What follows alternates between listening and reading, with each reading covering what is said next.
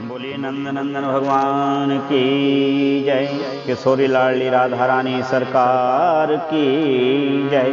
राजा धृतराष्ट्र ने हाथ जोड़ करके वाल्मीकि जी से पूछा कि प्रभु, यह अधिक मास के व्रत में किस प्रकार दान करें, किन किन वस्तुओं का दान करें, और इस व्रत के प्रारंभ से समापन तक क्या क्या करना चाहिए, वह आप कृपा पूर्वक मुझे बतावें। तब वाल्मीकि जी बड़े प्रसन्न हुए और राजा से कहने लगे कि हे राजा, दान की जो सामग्री है वह अपने श्रद्धा और सामर्थ्य के अनुसार देनी चाहिए।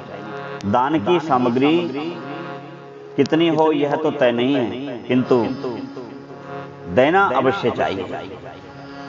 सो हे राजन सुनो, जो व्यक्ति इस अधिक मास में दान करता है उसको अक्षुण्य पुण्य की प्राप्ति होती है। हे राजा, जितना भी संभव हो अपनी श्रद्धा के अनुसार सोने के, चांदी के, तांबे के, पीतल के पात्र का दान करना चाहिए। किंतु राजा, कांसे के पात्र में दान करने से ये समस्त धातुओं के पुण्य की प्राप्ति हो जाती है। कांसे के पात्र में मिष्ठान रख करके, संभव तो पुआ रखे, नहीं तो जलेबी रखे, मावे की मिठाइयां रखे, और भी हलवा आदि, सीरा आदि रख करके उसमें दक्षिणा रखे, और द्रव्य सहित उसमें कुछ मुक्त दान के लिए सोना चांदी आदि रखे, रत्न आदि रखे। और यह भी ना हो सके तो कच्चा सीधा सामान रखे। अगर किसी को पुआ बनाना नहीं आता है, वह बाजार से दूर है, बहुत गांव में है, और वहां इस तरह की सब मिठाइयां आदि प्राप्त नहीं हो सकती, तब वह क्या करे? तब उसको क्या करना चाहिए? सब सीधा सामान सूखा रख ले, आटा, घृत, चीनी, दुग्ध, गुड़, सौंफ, इस तरह की सब वस्तुएं इकट्ठी रख करके और वह उन वस्तुओं का दान करे। हे राजा सुनो, ऋतु फल दान करने से व्यक्ति को कभी क्लेश नहीं होता। ऋतुओं के जो भी फल हैं वह प्रतिदिन दान करे, और समापन में तो दान करे ही करे, और प्रार्थना करे। दान करते समय एक बात का विशेष ध्यान रखें, दान करते समय व्यक्ति दीन रहे, देते समय उसके मन में अभिमान का भाव न पनपे। भगवान से प्रार्थना करे कि श्री कृष्ण जगदाधार जगदानंददायक, एहि कामुष्य कान कामा निखलन्यान पूरयाशु में। हे नंदनंदन, मेरी इस लोक और परलोक सभी कामनाओं की पूर्ति करा देना। इस प्रकार गोविंद की प्रार्थना कर स्त्री सहित वह वस्तु दान करे। गंध अक्षत से पूजा करे। ब्राह्मण का पूजन ठीक वैसे ही करे जैसे भगवान का पूजन करता है, और इसके बाद में घी से भुने हुए चावल की खीर बना करके ब्राह्मणों को खिलावे। घी से भुने हुए चावल क्या होते हैं? जब हम खीर बनाते हैं तो खीर का एक तो प्रमाण यह होना चाहिए कि जिस प्रकार हम 1 किलो दूध यदि ले रहे हैं तो चावल कितनी मात्रा में लें? तो चावल की मात्रा 90 से 100 ग्राम होनी चाहिए।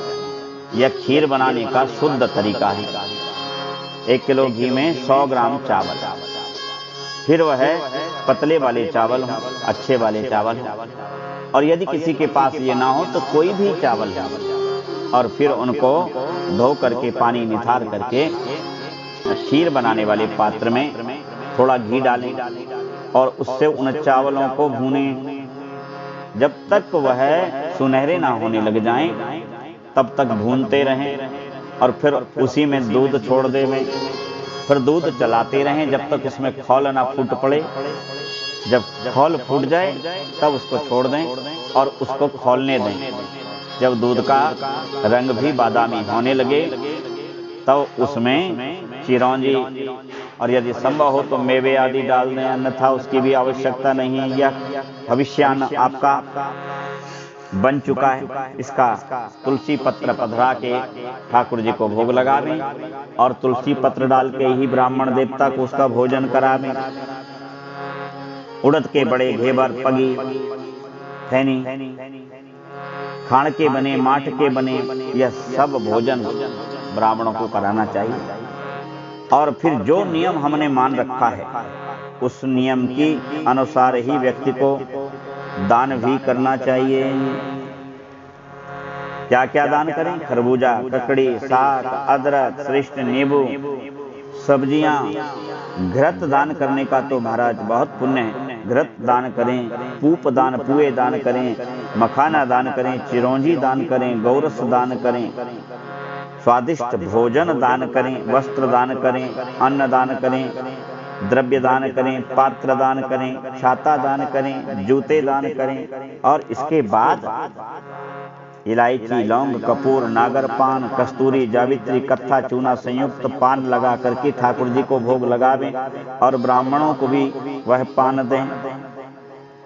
जो इस प्रकार व्यक्ति को ब्राह्मणों को पान देता है वह इस लोक में ऐश्वर्यवान होकर के और अंत में देवताओं के लोकों को जाता है।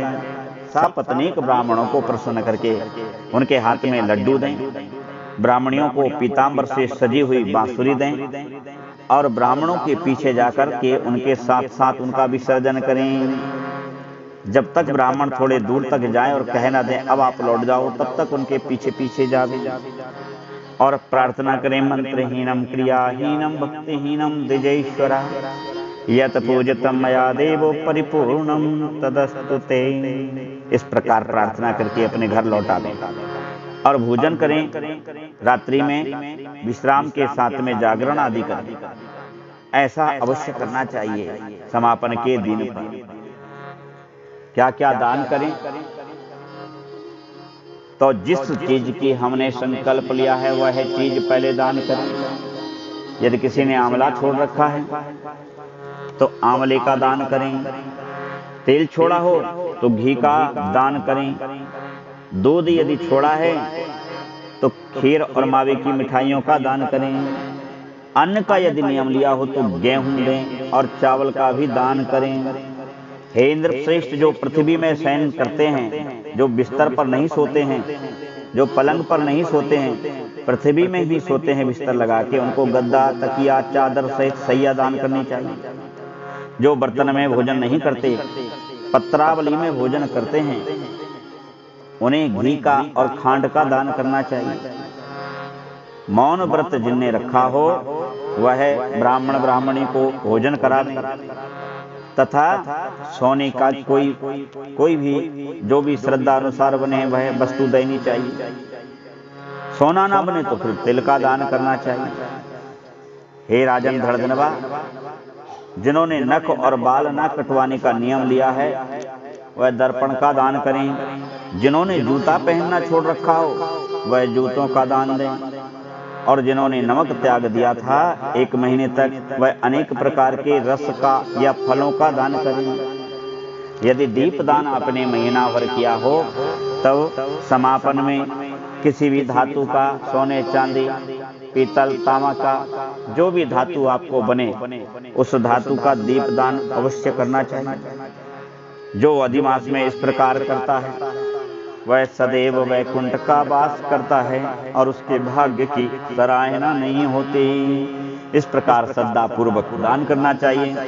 और हे राजन, यदि यह सब श्रद्धा में सामर्थ्य से बाहर हो, बस ना चलता हो, संपत्ति ना हो, तब नंद नंदन के सामने खड़े होकर के अपने दोनों हाथ जोड़ करके और विनम्र होकर के प्रार्थना करनी चाहिए कि हे नंदनंदन, ये समस्त दान वस्तु रस दीप के उपलक्ष्य में मैं स्वयं ही आपके समक्ष आकर के समर्पित हो गया हूँ।